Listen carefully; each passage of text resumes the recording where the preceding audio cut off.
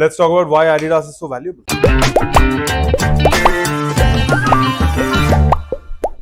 What pain do you think they're solving this with? I think the pain they solve is that they help people realize their dreams. They help athletes realize their dreams What kind of dreams? to perform at the highest level, to represent their country in the Olympics. Do you think people cannot perform at the highest level wearing other shoes?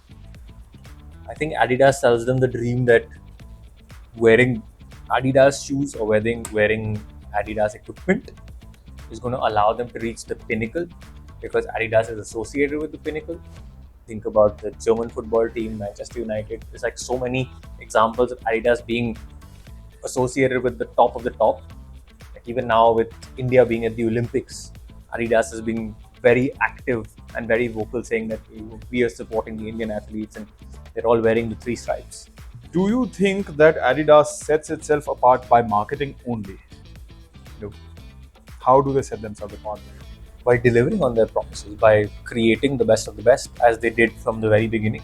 I would argue Ronaldo is better than Messi, and Ronaldo is a Nike player. And then I would also argue Roger Federer is better than Rafael Nadal. And on that Both case, of them are Nike players. The other question is that Roger Federer was a Nike player, now is an on-running player, and then I don't know what this new guy Alcaraz is. But you start thinking that, is Nike producing better goods or is Adidas producing better goods?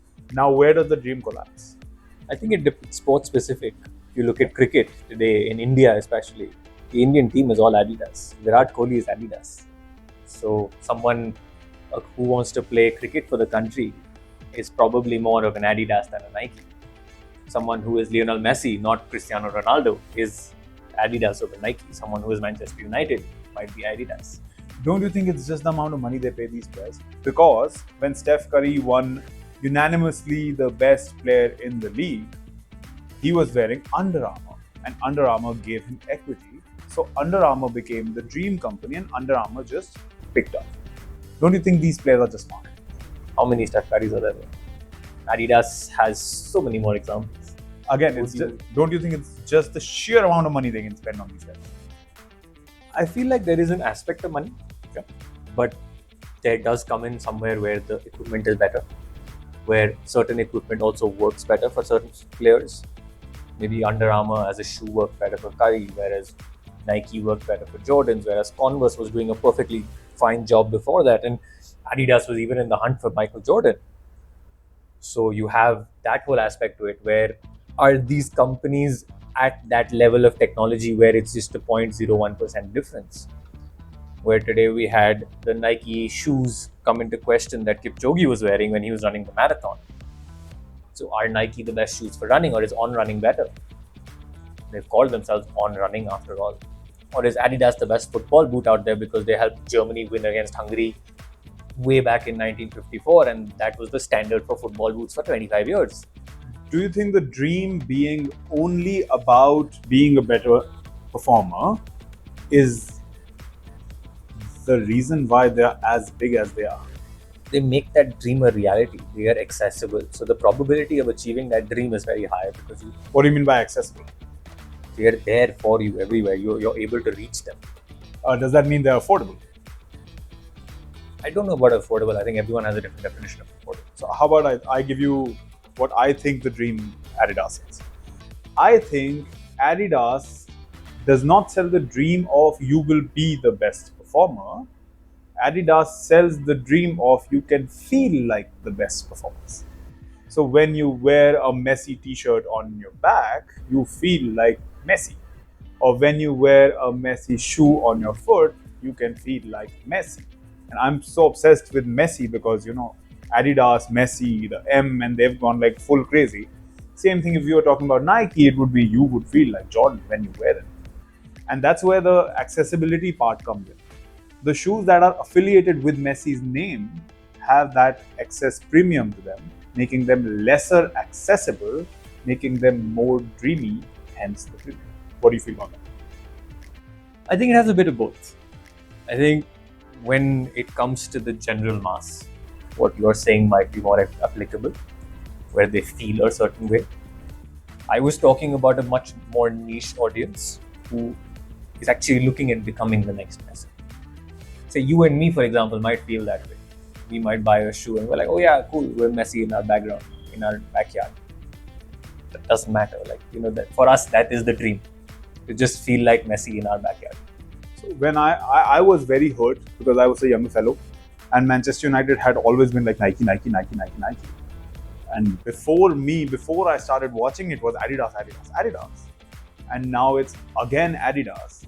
So you kind of think, is brand loyalty something that should even belong in things like sportswear? Because now I wear Under Armour shoes and I've never had anything more comfortable.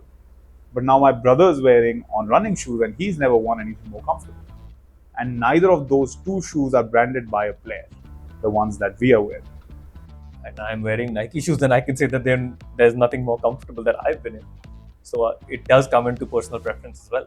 What do you think the time foundation of getting to the dream is? I feel for you it might be more difficult than for me. Like for your dream outcome, it might be more difficult than for mine. Yes, if you look at the dream outcome as representing your country or winning a medal at the Olympics, it's a harder journey. But having played a fair few sports myself, I can say that there is very specialized equipment for every sport. You can't wear a running shoe and play tennis. You can't wear a tennis shoe and play golf. You can't wear a golf shoe and play squash. So there is very specific designs for each and every sport. From personal experience, I wear a basketball shoe and I play everything with the basketball shoes. Sure, that's, as I said, different level of playing. Of course. I think the time delay for the kind of dream that they sell an average consumer, go to my store, pick up my shoe, yeah, and you will be posh, right? It's an hour maybe that it takes them to get to the store, find the thing they want, and pick it up. I would also argue that they also have the same dream outcome that high-end luxury goods have, but in a very specific given age group.